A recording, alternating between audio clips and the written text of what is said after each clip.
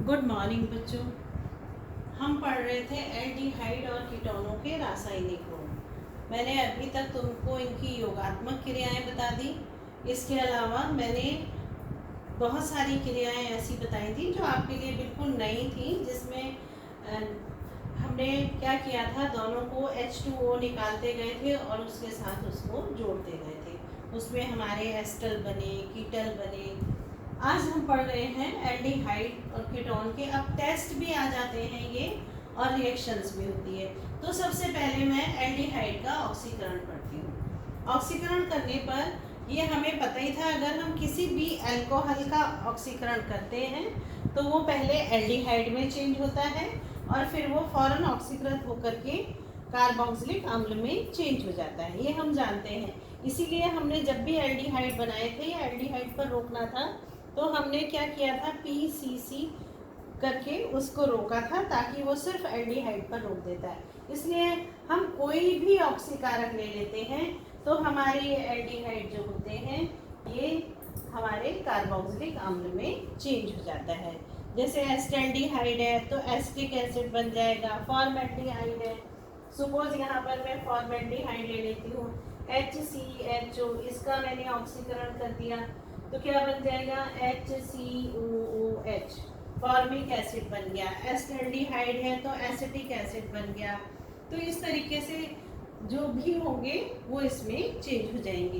Ketone एकदम direct इस तरह से नहीं बनाते हैं। तो एक पहला टेस्ट हो गया। दूसरा आ जाता है, अगर मैं टॉलेंट रिएजेंट के साथ इसकी रिएक्शन करती हूँ। आप 12th क्लास के बच्चे हैं, आपका प्रैक्टिकल में भी आता है, आपको एक ऑर्गेनिक ग्रुप बताना होता है, तो उसके लिए वहाँ पर ये टेस्ट भी आ जाता है। क्या करते हैं, अगर हम टॉलेंट रिएजेंट के साथ एल्डिहाइड की अगर क्रिया करते हैं तो वहाँ पर एक सिल्वर कलर का मिरर बनता है। तो सबसे पहले तो आप ये देखो कि आखिर ये टॉलेंट रिएजेंट होता क्या है। अमोनिकल सिल्वर नाइट्रेट, ये है सिल्वर नाइट्रेट, ये ammonium hydroxide. Ammoniacal silver nitrate, इसके घोल को हम टॉलेंट रिएजेंट कहते हैं। कैसे बनता है, पहले ये सिल्वर नाइट्रेट इसके एक मॉलिक्यूल से रिएक्शन करके सिल्वर हाइड्रोक्साइड बनाता है।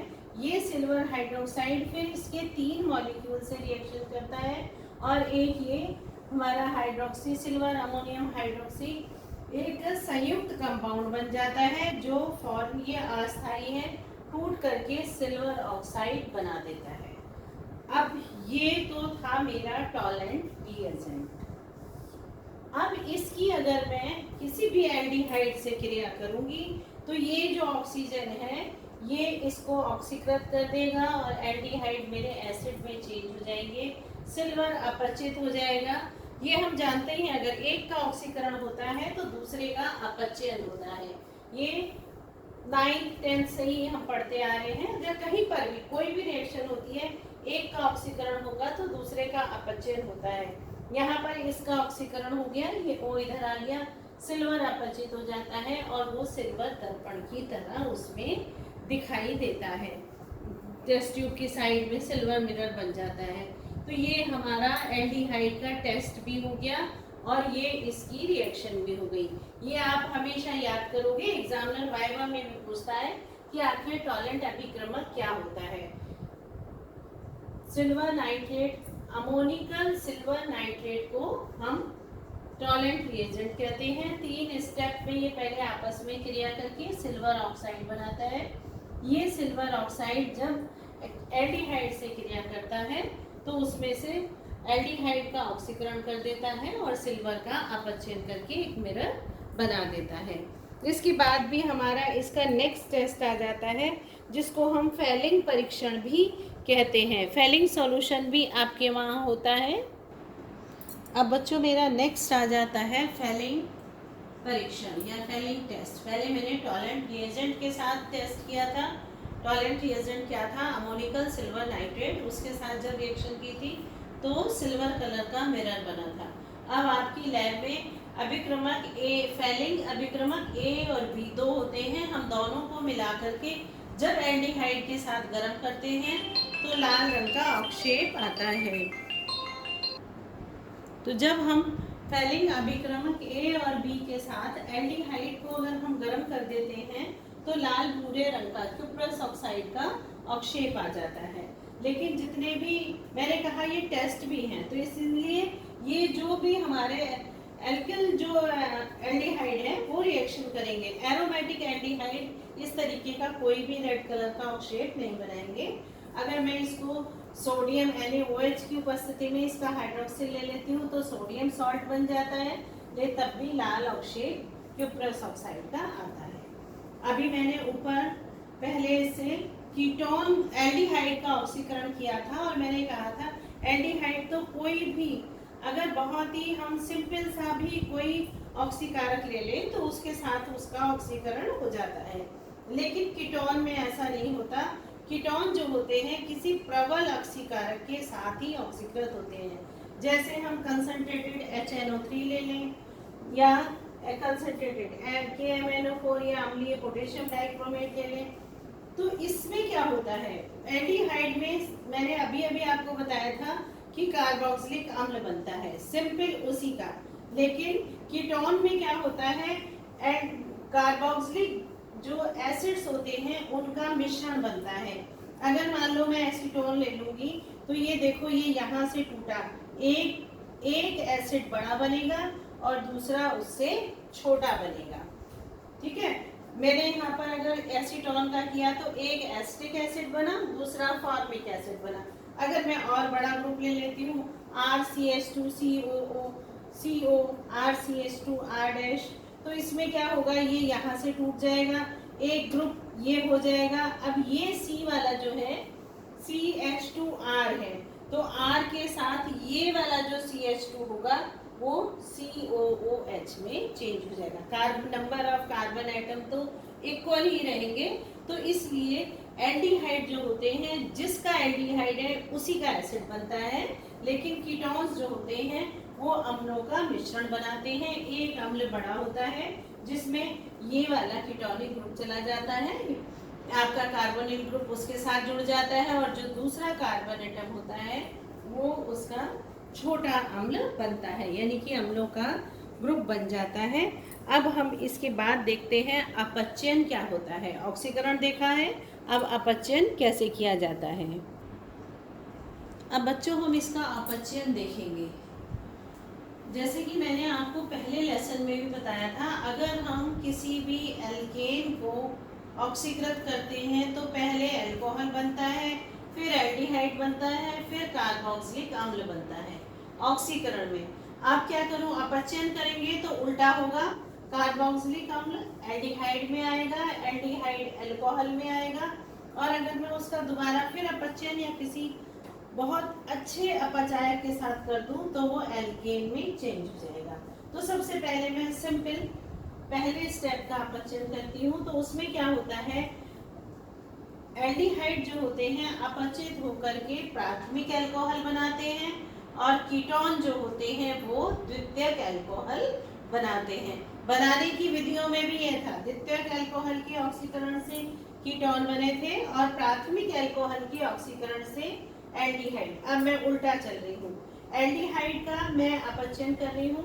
अपचयन के लिए हम निकेल हाइड्रोजन भी ले सकते हैं, लिथियम एल्युमिनियम हाइड्रोक्साइड भी ले सकते हैं, प्लेटिनम हाइड्रोजन भी ले सकते हैं, और प्लेटिनम हाइड्रोजन भी ले सकते हैं। हम किसी के साथ भी इसका अपचयन करें, पहले स्टेप में हम सिर्फ 2H से करेंगे, 2H हाइड्रोजन मॉलिक्यूल चले जाएंगे, तो क्या होगा, एक H यहाँ आकर के RCH2 हो गया, दूसरा H O के साथ आ जाएगा, तो मेरा एल्डिहाइड से प्राथमिक अल्कोहल बन गया।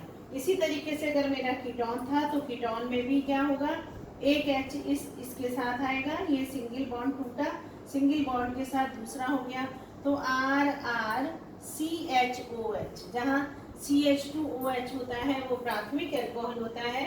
अब यहाँ कीटोन था तो यहाँ CHOH में अपचित हो गया, तो ये मेरा बन गया द्वितीयक अल्कोहल। एस्टैल्डिहाइड से बनाऊंगी मैं तो मेरा एथाइल अल्कोहल बन जाएगा। अगर मैं कीटोन से बनाऊंगी तो भी ये देखो मेरा द्वितीयक अल्कोहल बन गया। इसी तरीके से अगर मैं बेंजेल्डिहाइड से बनाऊंगी, मैं बेंजल्डिहाइड से बनाऊंगी तो मेरा बेंजल अल्कोहल बन जाएगा इसके साथ क्रिया करके। अब इसके बाद में इसका नेक्स्ट स्टेप क्या होता है, तो मेरे अपचयन, अगर मैंने पहले स्टेप में देखा, जब मैंने लिथियम एल्युमिनियम हाइड्रोक्साइड या निकेल हाइड्रोजन के साथ या मैंने प्लेटिनम हाइड्रोजन के साथ किया, तो दो हाइड्रोजन एटम, इसको हम H2 नहीं लिखेंगे, 2H इस तरह से लिखते हैं। ऐसे ही जब मैंने ऑक्सीकरण किया था तो मैं O2 नहीं लिखूंगी, ये गलत होता है, हम O, अगर 2O आ रहे हैं तो इस तरीके से लिखेंगे। इसी तरीके से मैंने यहाँ पर हाइड्रोजन भी लिखा है। तो फर्स्ट में जब मैंने लिथियम एल्युमिनियम हाइड्रोक्साइड के साथ किया तो मैंने क्या देखा, एल्डिहाइड ने तो प्राथमिक अल्कोहल बना दिए और कीटोन ने द्वितीयक अल्कोहल बना दिए। अब अगर या तो मैं इनका दोबारा से अपचयन करूं या मैं किसी और हैवी अपचय के साथ करती हूँ तो ये सीधे किसमें, हाइड्रोकार्बन में चेंज हो जाते हैं। अब मैंने यहाँ जहाँ 2 हाइड्रोजन के एटम आ रहे थे, अब 4 आ जाएंगे।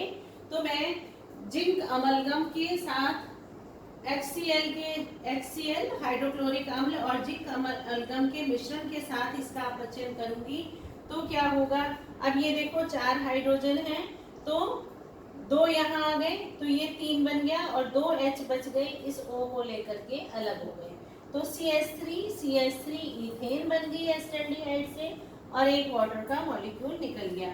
ऐसे ही कीटोन था, कीटोन को प्रोपेनॉन भी कहते हैं, तो इससे मेरी प्रोपेन बन गई। CH3 बीच वाले के साथ CH2 जुड़ गया और 2 H के मॉलिक्यूल एक ऑक्सीजन को लेके वाटर का मॉलिक्यूल लेकर के अलग हो गए। ठीक इसी तरीके से अगर मैं बेंजल्डिहाइड की क्रिया करूं तो बेंजल्डिहाइड के साथ भी क्या होगा, CH3 बन जाएगा और 2 मॉलिक्यूल इस ऑक्सीजन को लेकर अलग हो जाएंगे। तो मेरा क्या बन जाएगा, टॉलीन बन जाएगा। तो मैं ये कह सकती हूँ अगर मैंने इनका ऑक्सीकरण किया तो इनसे अम्ल बने और अगर मैंने इनसे अपचयन किया तो पहले अल्कोहल बने और फिर वो बाद में एल्केन में चेंज हो जाते हैं। बच्चों आज मैं आपको इतना ही बताऊंगी, कल मैं आपका इसका बताऊंगी इसमें संगणन किस तरीके से होता है, यानी कि इसके बहुलक कैसे बनते हैं। Thank you.